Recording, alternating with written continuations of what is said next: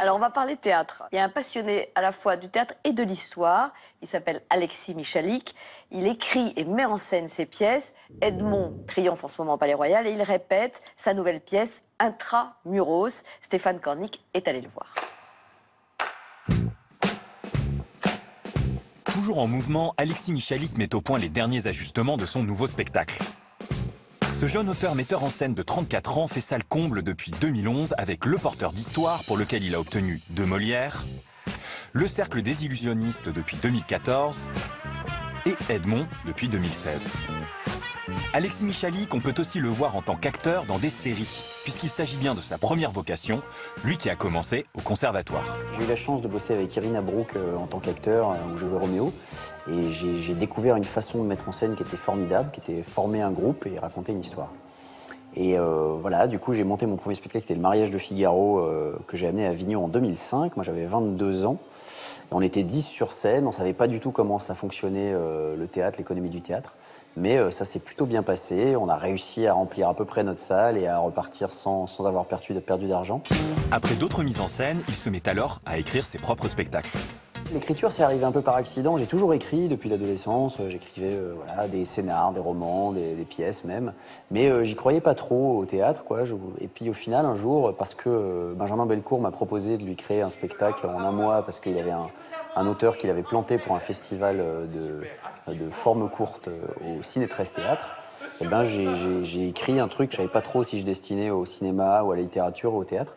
Et c'était Le Porteur d'Histoire. Nous allons vous raconter une histoire.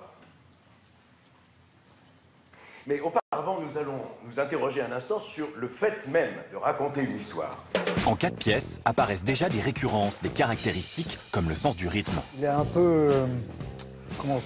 vidophobe. Il dit ce qui est déjà marqué, donc il est juste en train de prévenir que oui, c'est exactement comme ce que vous imaginez. Ça, c'est son geste, ça, le doigt qui claque.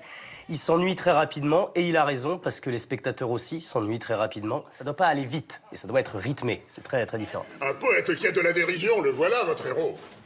Mais oui, superbe dans la défaite, merveilleux dans l'échec, en un mot. Français.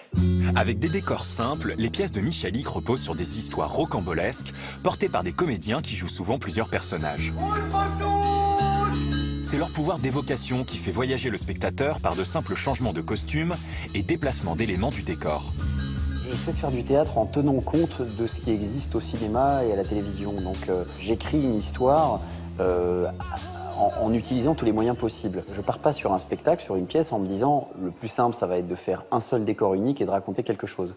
Moi, je me dis, je vais d'abord raconter mon histoire et après, le metteur en scène se posera les questions de comment est-ce que je réussis à faire quelque chose qui se passe dans la rue, dans un café, et puis la scène d'après dans un théâtre, et puis la scène d'après en prison. La virtuosité de ces mises en scène et des changements de décor permet de passer d'un tableau à un autre de façon très, très, très rapide. C'est une véritable chorégraphie, et il faut faire confiance au spectateur et à son imagination, et c'est ce qu'il fait.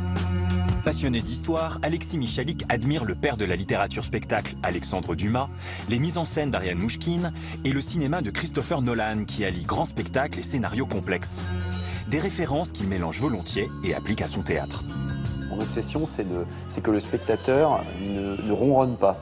Le but, c'est d'arriver à surprendre ces gens et de leur proposer quelque chose qui va aller quelque part qu'ils n'attendent pas forcément. Monsieur Coquelin, le rideau doit se lever. J'arrive, c'est tout. Il est fort. Il est fort. Trop fort. Alors, il aime l'histoire, il aime le théâtre, il écrit, il met en scène. Énervant. Et il est pas vilain. Ah, ça, évidemment. Comme disait ma grand-mère, ça ne gâche rien. Ouais, il est super. C'est vraiment, il dynamite un peu les codes du théâtre, je trouve, et ça fait du bien. Son travail repose beaucoup sur le rythme. Oui. Et ça, vous pouvez le partager, ça. Oui, je le partage complètement. J'ai l'impression qu'il a la même exigence de rythme qu'en one-man show. Moi, j'ai vu 2 de ses pièces. Et puis, ça donne envie de lire. C'est marrant, hein. Moi, j'ai relu Monte Cristo après avoir vu Le Porteur d'Histoire. C'est toutes les qualités qu'on aime dans l'art. C'est quand c'est populaire et à la fois que ça nous élève et que ça nous distrait. Il remplit toutes les cases. Est-ce que la scène vous manque quand vous n'en faites pas? Oh, ça finit toujours par me manquer. Ouais. Je dis toujours non, parce que je trouve toujours ça trop dur, la tournée, la scène. Et puis au bout d'un an, je commence à bouger un peu sur mon fauteuil. Ouais, ça finit toujours par me manquer parce que bon, comme mode d'expression, moi, j'ai pas trouvé mieux. Y aura-t-il un prochain spectacle? Oh, certainement, du coup, si j'ai des fourmis dans les jambes, oui. Ah oui. C'est écrit peut-être même. Non. Ah non. Non, quand je vous dis que je suis paresseuse.